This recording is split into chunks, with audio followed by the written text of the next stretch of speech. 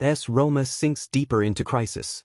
Despite a managerial change, AS Roma has been unable to turn their season around. The club recently suffered its fourth consecutive defeat in the 2024-25 Serie A season. Playing at the Olimpico Stadium on December 3, Roma lost 0-2 to Atalanta in round 14 of Serie A. This result leaves the capital club perilously close to the relegation zone, just 2 points above it. After 15 matches, Claudio Ranieri's team has managed to collect only 13 points. Atalanta dominated the match, firing 18 shots, with 7 on target, compared to Roma's 5 attempts, only one of which was on target. Despite the visitors' dominance, it wasn't until the 69th minute that they broke the deadlock, with a deflected strike by midfielder Martin de Roon off Zeki Celik that left goalkeeper Sviler helpless. Roma made efforts to equalize but failed to create any significant threats. Meanwhile, Atalanta sealed the victory in the 89th minute when Juan Cuadrado delivered a pinpoint corner kick, allowing Nicolo Zaniolo to head the ball home. Zaniolo, who once played for Roma, celebrated boldly in front of the home crowd. This defeat marks Roma's fourth winless game in Serie A, while Atalanta continues their hot streak with a 7th consecutive league victory, maintaining their position as title contenders in second place. After the match, Claudio Ranieri expressed pride in his team's resilience but admitted the challenges they face.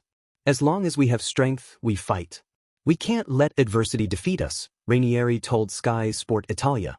He also attributed part of the loss to fatigue, as Roma had just returned from a taxing Europa League match against Tottenham in London, arriving back in Rome at 5 a.m. Ranieri highlighted moments of missed opportunities, including Dovbik's inability to connect with a pass from Dybala and Mancini's near miss. However, he remains optimistic. "If we keep playing with this spirit, we'll solve our problems. We must persevere and never give up." Roma's struggles underscore the importance of squad depth and stamina, especially during a congested schedule. Fatigue has clearly affected their performances, with Europa League commitments adding strain to their domestic campaign. Despite their current position, Ranieri's belief in his players could be a turning point if the team capitalizes on winnable matches ahead. However, immediate action is needed to shore up their defense and capitalize on chances in attack to avoid the relegation zone. Messi's Inter Miami faces tough challenge at FIFA Club World Cup 2025. Contrary to expectations, Lionel Messi's Inter Miami has been placed in Pot 4, the lowest seed group, for the FIFA Club World Cup 2025. On December 3, FIFA announced the seedings for the 32 participating teams in the tournament, set to take place in the United States. Being in the lowest pot means Inter Miami could face powerhouses like Real Madrid, Bayern Munich, or Botafogo right from the group stage, raising concerns about their chances of advancing far in the competition. Despite being the host nation's representative, Inter Miami was not placed in Pot 1, contrary to media predictions. Another MLS club, Seattle Sounders, also found itself in Pot 4. They are joined by Urawa Red Diamonds, Japan, Al Ain FC, UAE, CF Pachuca, Mexico, and Auckland City, New Zealand. Inter Miami's participation in the tournament has been controversial since FIFA announced their qualification on October 20th. The David Beckham-owned club secured their spot by winning the Supporters' Shield but failed to progress beyond the MLS playoffs, losing to Atlanta United. This sparked accusations from MLS teams that FIFA's criteria were unclear and that Messi's presence was prioritized to boost the tournament's appeal.